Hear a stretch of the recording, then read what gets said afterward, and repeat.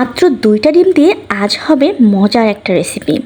Hi everyone, কেমন আছেন সবাই? আশা করি সবাই ভালো আছেন। জয়া কুকিং হাউসে আপনাদের সবাইকে স্বাগতম।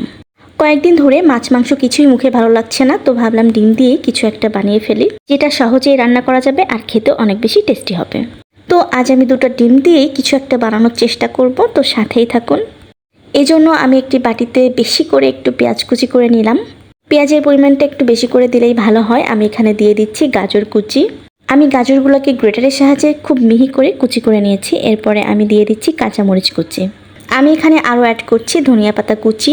তো ব্যাস, আমার এখানে আর কিছুই লাগবে না। এখন আমি এখানে লবণ আর হলুদ দিয়ে ডিমটাকে খুব সুন্দরভাবে মেখে নেব।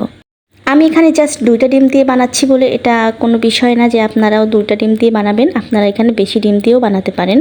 আপনারা যদি বেশি ডিম দিয়ে এটা বানিয়ে থাকেন তাহলে সব কিছুর পরিমাণ একটু বাড়িয়ে দিলেই হবে। পেঁয়াজ, মরিচ আর গাজর আমি খুব সুন্দরভাবে মেখে নিয়েছি। লবণ হলুদ দিয়ে মাখার পরে দেখবেন এগুলো অনেকটা সফট হয়ে এসেছে। ডিম 2টি এখন আমি খুব সুন্দরভাবে ফেটে নেব। তো ব্যাস, এখানে আমার ডিমটা রেডি হয়ে গিয়েছে। এখন আমি চলে যাচ্ছি পরের স্টেপে। আমার চ্যানেলের ভিডিওগুলি যদি আপনাদের ভালো লেগে থাকে তাহলে অবশ্যই আমার চ্যানেলটাকে ফলো দিতে ভুলবেন না, আর লাইক আর কমেন্ট করে আমার চ্যানেলের সাথে থাকার অনুরোধ রইল। এখন আমি একটি প্যানে গরম পানি বসিয়ে দিয়েছি আর আমি ডিমটাকে ভাপে বসিয়ে দিলাম। এখানে ডিমটা সিদ্ধ হতে থাক আর এই সময় আমি বাকি প্রসেসটা করে নেব। এখানে আমি 2টি আলু কিউব করে কেটে নিয়েছি। এই আলু দুটিকে আমি এখন খুব সুন্দরভাবে লাল লাল করে ভেজে নেব। আলুগুলো ভাজার সময় অবশ্যই কিছুটা লবণ আর হলুদ অ্যাড করে দেবেন, এতে আলু ভাজাটা আরও বেশি সুন্দর হবে। তো ব্যাস, এখানে আমার আলুগুলো খুব সুন্দরভাবে ভাজা হয়ে গিয়েছে। এখন আমি এটাকে উঠিয়ে নিচ্ছি।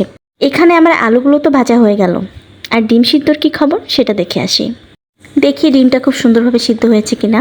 ডিমটা খুব সুন্দরভাবে সিদ্ধ হয়েছে কিনা কীভাবে বুঝবেন? আসুন সেটাও দেখিয়ে দিচ্ছি। একটি কাঁটা চামচ নেবেন আর সেটা ডিমের ভিতরে এভাবে দিয়ে দেবেন। যদি ডিমটা নরম থাকতো তাহলে চামচের গায়ে মেখে যেত। এখানে ডিমটা খুব সুন্দরভাবে সিদ্ধ হয়ে গিয়েছে আর আমি এখানে ডিমটা উঠিয়ে নিয়েছি। ডিমের এই ভাপাটা কিন্তু চমৎকার হয়েছে। একটি নাইফ দিয়ে আমি ডিমগুলোকে পিস করে নিচ্ছি। তো এই ডিমের পিসগুলো আমি এখন গরম তেলে শ্যালো ফ্রাই করে নেব। আপনারা এই ডিমের ভাপাটা এভাবে ভেজে খেতে পারেন, এটাও কিন্তু খেতে ভালো লাগে। বাট আজ আমি এই ডিমের ভাপাটা আরও একটু টেস্টি করে বানিয়ে দেখাবো। ডিম ভাজাটা আমি এখন উঠিয়ে নিয়েছি আর আমি একই তেলে দিয়ে দিচ্ছি বেশি করে পেঁয়াজ কুচি। আসলে যে কোনো রান্নায় পেঁয়াজের পরিমাণটা একটু বেশি দিলে আমার খেতে খুবই ভালো লাগে। এখানে আমার পেঁয়াজে ব্রাউন কালার চলে এসেছে। এখন আমি রসুন বাটা দিয়ে দিচ্ছি 1 টেবিল চামচ, জিরা বাটা দেবো 1 টেবিল চামচ আর আদা বাটা দেবো 1 টেবিল চামচ।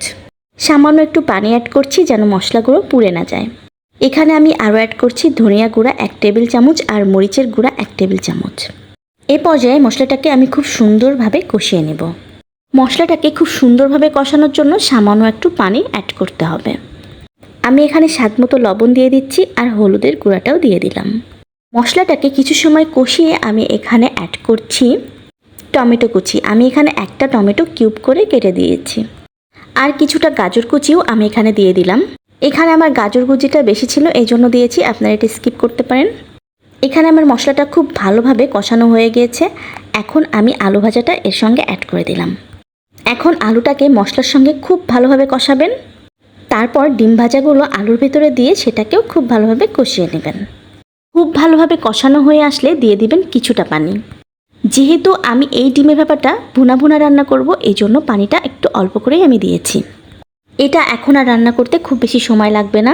পানিটা কমে আসলেই আমরা এটাকে নামিয়ে নিতে পারবো। আমি উপর দিয়ে এখানে কয়েকটি কাঁচামরিচ দিয়ে দিলাম, এতে ফ্লেভারটা দারুণ আসবে। ডিম ভাপার ঝোলটা অনেকটাই কমে এসেছে। এখন আমি কিছুটা ধনিয়া পাতা উপর দিয়ে ছিটিয়ে দিচ্ছি। আমি এখানে ডিমের ভাপার ঝোলটা পুরোপুরি টানিয়ে ফেলেছি। আপনারা যে যেমন রাখতে চান রাখতে পারেন।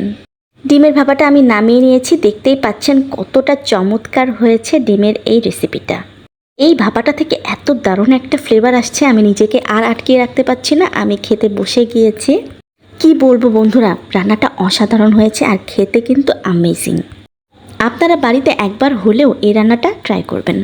আপনাদের যখন মাছ মাংস কিছুই খেতে ভালো লাগবে না, এই রেসিপিটা অবশ্যই একবার করে খাবেন। এই রান্নাটার স্বাদ আপনার মুখে লেগে থাকবেই থাকবে।